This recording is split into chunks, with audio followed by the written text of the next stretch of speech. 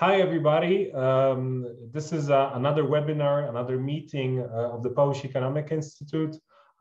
Today, we're going to present a very interesting paper, although with the developments of the last weeks on the overall market, we could say that it's a bit dated because a lot of things change right now. Just every day we see new developments, especially in the policy mix.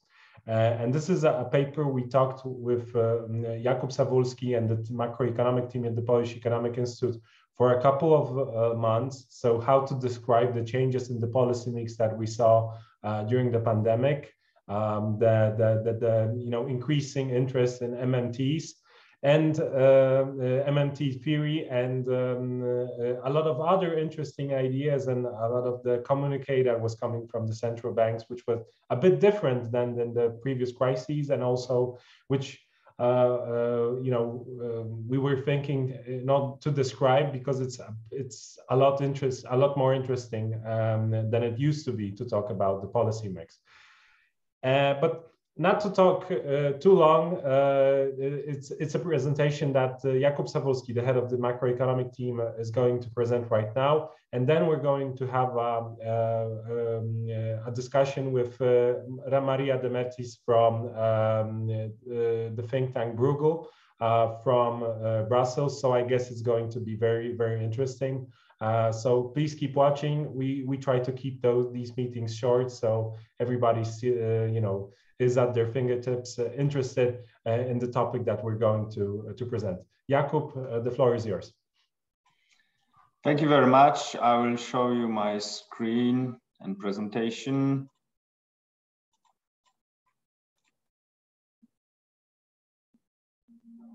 So can you see the presentation? Yeah. Thank you. So as an introduction to the discussion with Maria, I will show you the main conclusions from our paper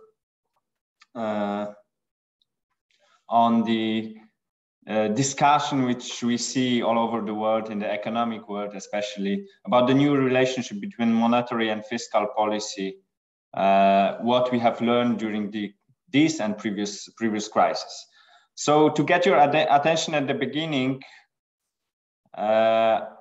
I show you this graph on which you can see that in 2019 and 2020, in speeches of representatives of Bank of England, the words related to climate and green were more often used than words related to inflation and macro.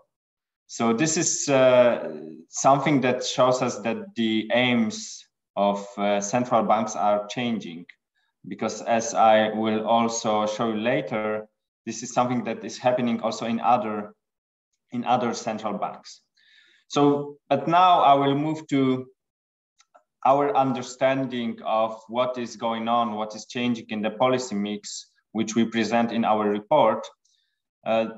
Before 2008, we had something that we call traditional policy mix. In this traditional policy mix, the main responsibility for stabilizing the economy rests on central bank, which uses mainly the interest rates, changing interest rates to stabilize the economy. The role of fiscal policy is rather moderate in this process. Then we have the crisis in 2008-9 and the crisis of 2021, so the COVID crisis. So in the period 2008 and 2021, we have two very important phenomena. The first one is our falling interest rates.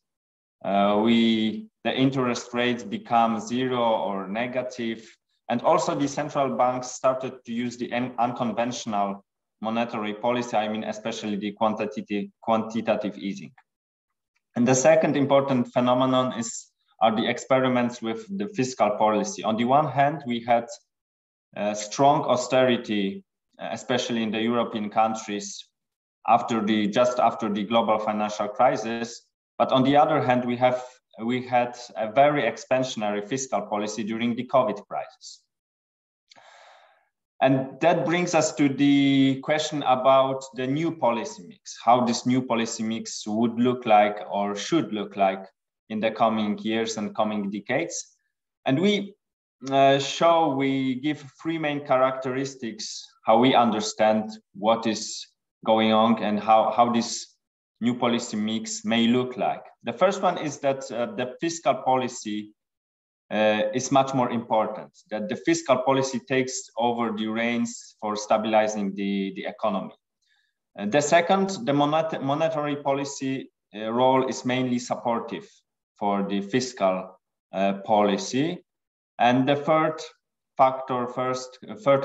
characteristic is that both fiscal and monetary, but especially monetary policy, has a broadened mandate. So the topics like climate, digitalization, inequalities are also in the center of interest of fiscal, but especially the monetary policy. And there are three main factors that we identify that have changed, that are the new characteristics, new environment in the global macroeconomy. The first one is that, and these factors stay behind this change in policy mix in our understanding. The first important factor is that the instruments that we used to call unconventional are now conventional. I mean, the instruments of monetary policy. The second one is that, the second factor is that are the falling interest rates. Of course, we can see now some increase in the interest rates, but still it is unlikely to happen that the interest rates will come back to the levels of, for example, 1990s. There's many research that that the natural interest rate is falling and in the coming decades, the interest rates will stay rather low. So this is important because it, at the same time, decreases the space for monetary policy, but at the same time, it increases the space for fiscal policy. And the third important factor is that are these all new important global challenges, climate, digitalization, and inequalities. And now I will show you one graph to prove each of these factors that this is really happening. The first one about unconventional policy, which is now conventional, is the graph about the reaction of the monetary policy in the COVID crisis. The usage of quantitative easing was immediate and on a very large scale.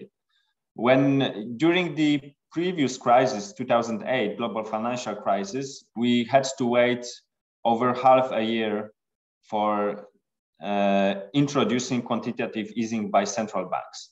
Now the central banks reacted immediately and again on a very large scale. And also this time there were no controversies in using this instrument. So this is something that shows us that the quantitative easing is now maybe called, I think, a conventional monetary policy instrument. The second factor about the falling interest rates, look at the graph, how it increases the space for fiscal policy. I give the example of Italy. We have now the public debt in Italy much larger than it was 30 years ago. But at the same time, the public expenditure on debt service costs are 3 times lower than it were 30 years ago. And of course, we see now increasing bond yields, but again, it is unlikely that we will come back to the situation of 1990s in terms of the interest rates. And the third graph, I have shown you already the situation on about Bank of England, but we have also analyzed how the topics in the speeches of central bankers are changing in the case of European Central Bank and Federal Reserve.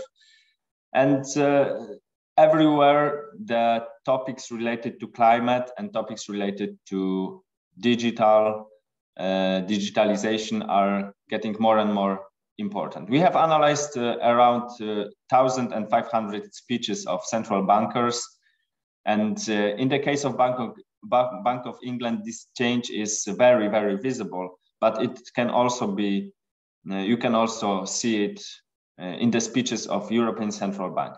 The Federal Reserve is most conservative on this subject, but I think it may also change in the coming years. So to sum up, we have changing circumstances. We have new environment for policy mix, and this is the reason behind these changes we can observe in this policy mix. But still, if we want to move to this new policy mix, this is also the question if we want to move, but if we want, then this new policy mix requires some new institutional environment also. And here I put 4 questions. If we really want to put this new policy mix into force, we have to answer these 4 questions. The first one is about the fiscal rules. Where if we want to make a larger space for fiscal policy, then we cannot stick to the European rule of debt to GDP level 60%.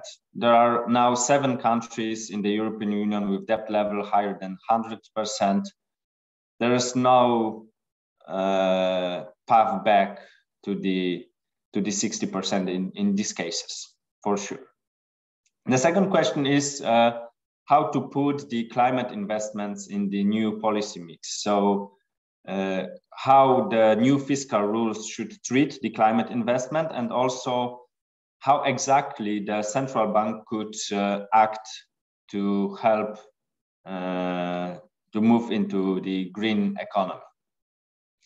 The third question, maybe the most important, is what about the independence of the central bankers, of the central banks? Because we have also in more detail analyzed some speeches of the central bankers, and we see there a large skepticism about the moving to the new policy mix. They say, yes, we have helped the fiscal policy in the COVID crisis, but don't expect that we will do it again in the future.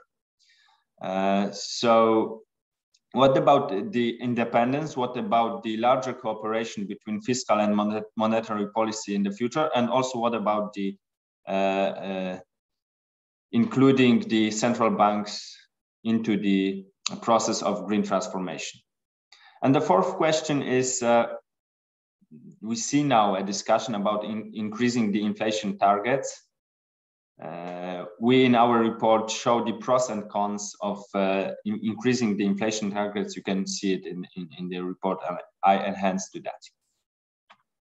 And at the end, I put one more important question. When we look at current developments in the macroeconomy, in the level of inflation, we can think whether our discussion is still valid. So if maybe we are just going back to the traditional policy mix now, to the main role of central banks, to the main role of changing the interest rates, etc. I put a question: is there a return to the traditional policy mix when we have the change environment, what I tried to show you? I know that I have put more questions than answers, but that is because I look forward for the Maria opinion on that issues. So thank you very much, and I hope to have a nice discussion.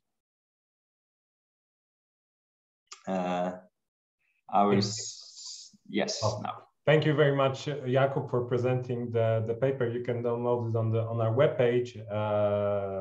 Fortunately or unfortunately, we don't print that many reports anymore. So just a few of them. So save the trees. Yeah, now it's the time for a discussion. Maria de Mercis is the deputy head of Bruegel, the prominent economic think tank in Brussels. For sure, the one question that everybody has after this presentation, given the inflation rates and the base inflation rates that we see across the European Union, is the new policy mix necessary?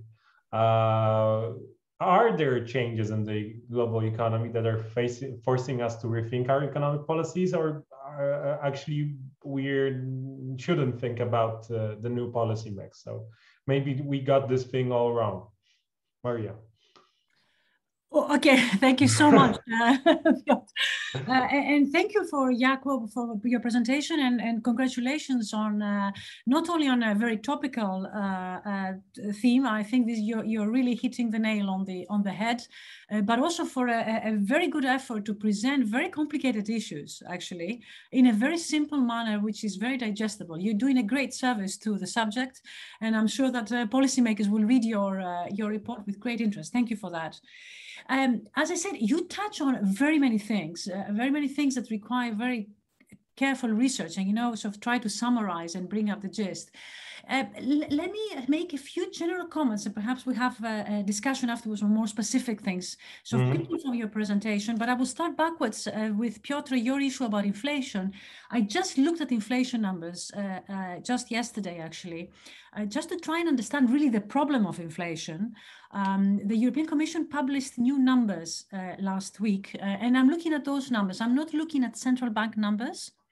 I'm looking at the European Commission numbers for all countries of the EU. There's good reasons why I'm doing that, but just to say that I'm trying to compare the stories of inflation across countries. I see that Poland is indeed an inflation rate of 5%, both this year and next year. So I can imagine that the issue of inflation is very hotly debated in Poland. And there's other countries. So Hungary is of the same levels of magnitude. But I must admit that there is, when it comes to the Eurozone, first of all, the numbers for the Eurozone on average are very small, much smaller than that. And there is what I would call a north-south divide. There is countries that are above the 2%, and they go even to 3 or 4%. But there are countries that are at 0. Right, so there is these half countries that are above that and half countries that are below that. And also Scandinavian countries will see no inflationary pressures. So the inflationary debate isn't one story. That's my point. There is just different things that are driving this. Energy, of course, is crucial here.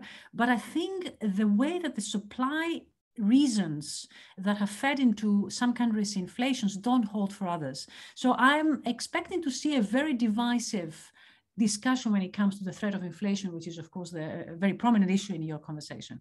But so I started with that because it's extremely topical. But let me go back to a few comments on what you said. I think it's important to remember that the role of fiscal policy now, and I think Jakub made this point very clearly, is very different to what it was when, let's say, the Maastricht criteria or the Maastricht Treaty was signed. Back then, textbooks on fiscal policy were telling us that there is no role for fiscal policy in the economy other than the automatic stabilization role. What does that mean? It means that it goes with a cycle. When you produce more, you can spend more, fiscal policy can do more. When you produce less, fiscal policy can do less. But this is in an automatic pilot type of thing. There is no role for active macroeconomic management for fiscal policy. That is entirely the job of the central bank. And this is how we designed Maastricht Treaty, and this is how we implemented the rules back then. We are now in 2021, 2 crises in the scope of 2 years, where we learned that there is a very important role for fiscal policy. And I think Jakub made this point very clearly. We will have to use fiscal policy very differently now than what we did when we designed the framework in which we operated fiscal policy. I think this is a very important thing, because if we don't understand that, we cannot think about how to reform the rules or how to reform all the framework. And if you put on that also the green investments, and I'm hoping we can discuss a little bit the green issue, then the role of fiscal policy in terms of generating aggregate demand, managing transitions, and encouraging the private sector to do the right investments is going to be enormous, enormous. So at the same time, the role of monetary policy has changed. I certainly agree with that. I would say is not so much the role of monetary policy that has changed, but the way that it does it. And that, of course, comes from the very fact that, again, Jakob talked about his presentation, that the main instrument of monetary policy, the interest rate, is no longer available to us. And it's not so much the policy rate that I'm thinking of the equilibrium interest rates, because the equilibrium interest rate, what happens when everything is sorted in the economy is the one price that will actually bring the economy into equilibrium. And it is that price that is coming down. If you look all the areas across the world, there is huge pressure for the equilibrium interest rate to even become negative. Now, think about that. What does it mean to have an equilibrium price that is negative? How is that going to clear the markets? I mean, I find that a very big puzzle of modern macroeconomic theory, and it's crucial because monetary policy is only in deviations from equilibrium. If equilibrium is negative, how is monetary policy going to be designed? So while we're trying to understand all of this, the basic instrument that the central bank has to manage aggregate demand is incapacitated. And therefore, we move into, indeed, again, Jakob described this very well, we move to unconventional measures, things that we haven't done before. And by the way, right now they are conventional because we use them on every day. What is the interesting thing about that? The balance sheet of central banks now are very big. So there is a stock position for monetary policy that we didn't used to have before, other than the liquidity management, which was part of the central bank roles in financial stability. Balance sheets were never important because they were small. Now balance sheets are huge. I mean, I think 8 trillion in the euro area. This is very big. Just to tell you, GDP for annual GDP for Germany is about 3 trillion. The balance sheet is 3 times that almost. That's huge. That's very big. And it's interesting, the reason why I raise this is because it seems like monetary policy is becoming more like fiscal policy. Fiscal policy has a stock, the debt, and the stock determines the ability to use the floor, which is the deficit. It's almost like monetary policy is kind of becoming constrained by its debt position, that being the stock, the balance sheet of the central bank. And I wonder, what would that mean in the future? This is a very important, in my view, problem that the central bank will have to think about how it's going to execute its roles in the future. At the same time, the scope of things that the banks are doing are increasing. The greening, a very prominent feature for the greening. I still believe that the role of greening the economy is a fiscal policy issue, not so much a monetary policy issue, but I applaud central bankers for doing that because they're a big financial player in the markets. They have a role to play. And therefore, they need to take this issue very, very seriously. And they do, actually. I think central banks are very keen. And actually, they were one of the first ones who was kind of pushing the issue in very convincing ways. So that is my initial comments. Perhaps we can then have a conversation, then we can come back to a few points. Yeah, I'm very much interested in the equilibrium rate that you talked upon. So we can talk about that if you like. So how you see this developing? So we had this paper that we had the real interest rates going down for the last 7 kind of centuries. So we're now in a period of time where we can see the lowest interest rates. We know that the interest rates for the last 50, 60 years, when we have the correct data coming from the central banks, are going down.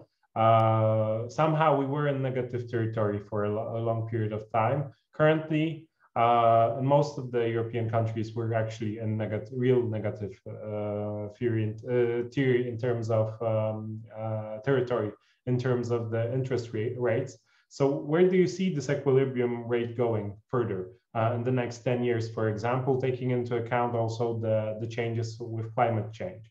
That is going to, the additional spending that we need to, for sure, have.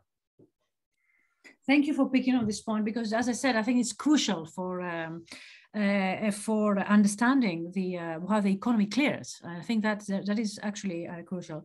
Look, I cannot forecast where they're going, but what we can do is the following: trying to understand why they have been coming down, what are the reasons that are driving this, and then say, are these reasons going to go away anytime soon, in which case then we can see a reversal, or are they going to persist for some time? And if you look at the literature on why the interest rates are coming down, aging is an issue. But one of the factors that I see, which are, in my view, very relevant, certainly in the future, is the issue of these transformations of the economy. And we have a number of transformations that are going on. China, the introduction of China in the global economy has driven down the price of interest rate. China is going to stay relevant in the future. The other thing is the digitalization of the economy, and there's two interesting factors there that put pressure on interest rates, downward pressure on interest rates. The first one is the fact that digitalization, the digital economy relies a lot less on tangible capital, physical capital. It relies a lot more on intangible capital. And intangible capital means that we don't have to buy, we don't have to praise because we can scale up very easily. So the demand for capital, if we digitize a company, is not as big as it would have been had all the investments being tangible, physical. So that's putting a pressure down, and the more we digitize, the more the pressure on the price of capital, simply because the demand for capital will come down. And actually, if you see here now, the numbers now, the ratio of tangible to intangible capital is about 2 to 1, but the intangible is increasing because we are digitizing. So this is another factor that is putting downward pressure. And the other thing which pertains to digitalization is concentration power. We actually see that the market power is in the hands of very few firms, the winner-take-it-all technologies.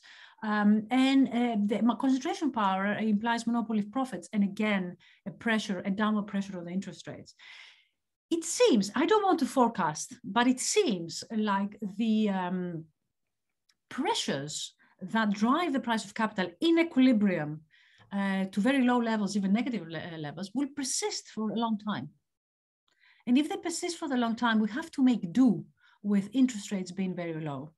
They're good news, and as Jacob said, they're also better news. They're good news and they're bad news. The bad news is that the role of monetary policy is reduced because we don't have the prime interest rates. And then Jacob said, and here I will nuance a little bit the argument, that the good news is that it increases the ability of the fiscal authorities to do something, because basically borrowing becomes so cheap that anybody can do that. And I think you showed the numbers for Italy. I mean, the difference is enormous, right? I'm going to be a little bit more sober when it comes to good news part for the following reason. The price is a signaling mechanism. The interest rate is a price, and that is a signaling mechanism for risks. When the interest rate goes up, it reflects risks. When the interest rate comes down, here's the question: does it reflect that risks have come down? Or the reduction of the interest rate necessarily means that the signaling feature of the interest rate is disappearing? Do you really believe that risks have gone away to justify interest rates becoming so low? And I'm not talking about the price of debt or the price of a particular good. I'm talking about interest rate as a price in equilibrium, which is about the economy. The risks, the underlying risks, structural risks, but also transformational risks in the economy, in my view, have gone up. And since interest rates haven't followed, it means that the signaling property that interest rates have is no longer functioning. And I find that very dangerous. If you're ill, you want to have a little bit of fever because then you know you're ill.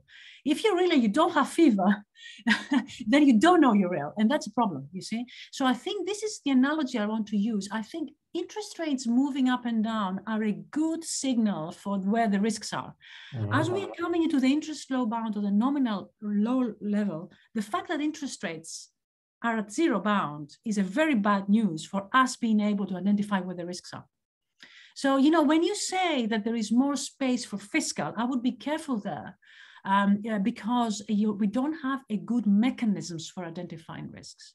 And that is problematic. On the fiscal side is very, very problematic in my view. And I can point you to the first 10 years of EMU, where the convergence of interest rates was very much interpreted as an alleviation of risks, which was totally wrong. And we know that now. So this is what I think is important, to be a little bit more cautious about how much fiscal policy can do. We should talk about fiscal policy, and we should talk about the role in the green economy.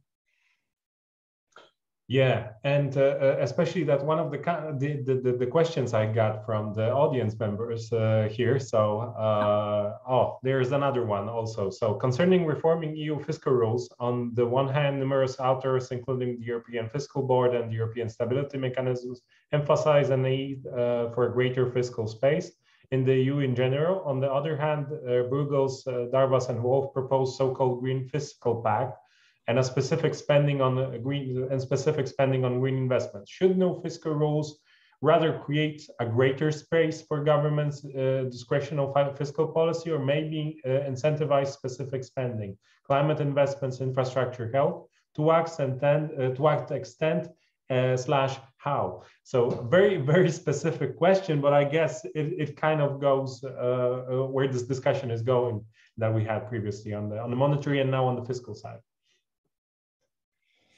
Would Jakob like to start, and then I can go second? Yeah. Okay, thanks.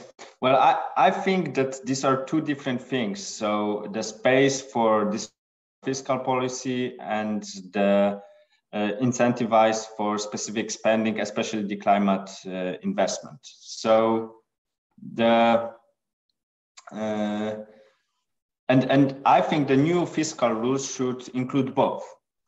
The discretionary fiscal policy, we have now the mechanism with the structural deficit, which is, in my opinion, wrong, just mainly because of the wrong way of calculation, so inability to calculate well the real level of structural deficit. So in my opinion, we should move to expenditure rules, except for structural deficit. This is the according to the issue of the space for discretionary fiscal policy. And in terms to the second issue, so incentivize for specific spending, I think the easiest way to do it is just to exclude the climate investments from the fiscal rules. But of course, here the main question is about the definition of the climate investment. So we have to very precisely define what we mean by climate investment, and that's the main challenge for the policymakers. Okay, Maria, and I have a second one from Agnieszka, actually, from our team. Basically, I can subscribe to everything that Jakob has said. I think that's the way to do it. There is a lot of consensus in moving in this direction. I would like to add two more things on this. It makes a lot of sense to exclude green from the rules in order to incentivize countries to do that. But I would like to point out that there is the issue of defining, which I think is crucial, this categorization of greening, to avoid greenwashing, which would be detrimental. And the other thing is that not every country has got the fiscal space to do it. We are coming with huge legacy issues on some countries. I think you called, if I'm correct, you said 7 countries are above 100%. The issue of debt sustainability will always be relevant. You can do it with growth, or you can do it with cutting down. I think in whichever way we're moving, we have to understand the fiscal policy needs to be counter-cyclical. It cannot be pro-cyclical. We need to avoid that. And not all countries will have the fiscal space. If not all countries have the fiscal space to do the necessary green investments, Europe will not meet its green targets. And that's important because the climate is a public good. It's a global public good, but it certainly is a European public good. So if fiscal constraints disallow countries from doing the green investments, we are going to compromise our green ambitions. And this is where I think there is a need to think about the fiscal framework beyond the rules. Think about a broader fiscal rule. We have an operational tool called the Next Generation EU Fund, which is in place right now. I think Next Generation EU is a good template for a number of different reasons to use, certainly for meeting our green ambitions. But that, of course, is a political discussion. Okay, thank you. We have a second question from the audience. It's from Agnieszka Wincewicz, head of our behavioral economics team. Are economists considering potentially damaging costs of central banking going green? I mean, especially the danger of diminished counter-cyclical capacity and price instability. I don't know. I can certainly attempt to yeah. answer, but Jakob, you can go first if you like. Sorry, I had some problems with internet, but I understand now that you have read Agnieszka. Okay, thank you. Are you willing to answer, Jakub? so please, Maria, start, and then I will move to. Yes, of course, yeah. Okay. So I think you are raising a very important question, and that is, can the central bank really deal with both keeping price stability and managing the green transition? I think there are important pitfalls here. First of all, as I said in my initial remarks, greening is not necessarily just the job of the central bank. If anything, it's actually the job of everybody else in the economy more than central bank, including the central bank. If we have a credibility issue, which we already do, in terms of meeting our green targets, will the central bank suffer as a result? The credibility of the central bank of not achieving its targets? I think that's an important question. And then comes the second issue, which of course the question also pertains to, which is there a trade-off between price stability and green objectives? I think there the issue is very uncertain. We don't have a clear understanding of the macroeconomic effects in the future of greening the economy. And that is something that here at Bruegel, we're investing very heavily on, trying to understand which direction the greening of the economy will have on the macro. So I refrain from trying to take a speculative view on this because it could go either way, and we need more understanding there. But I certainly agree that if there was a conflict between the two, so namely greening the economy is inflationary, the central bank will have a problem. And it's not going to be easy to choose, particularly for these central banks. The current central banks will care very, very deeply about greening the economy, but have a mandate of preserving price stability. So if the two were to work against each other, we will have a conflict. Okay, thank you. I don't see any other. I have a lot of questions that are unanswered here, but I know we try to keep it short so the attendance is high and everybody's interested still. So whether you have more questions to Jakob, you can email him directly or tag him on Twitter. Especially to Maria, probably too. You're also on Twitter, I guess. And you can email her too. So thank you very much, Maria, for being with us. Thank you, Jakob, for presenting the paper that we published. I think it's an interesting piece, and I thought the discussion about the equilibrium rate very insightful, and I guess we can actually work on that more. So stay tuned. It's a very interesting debate, and as we see, and as I said, with the developments with the economy overheating or not, we're going to have more discussions on policy mix. A thing that is typically very boring, but currently it's a bit interesting. So I guess it's good sometimes to talk about the updated reality of the macro environment.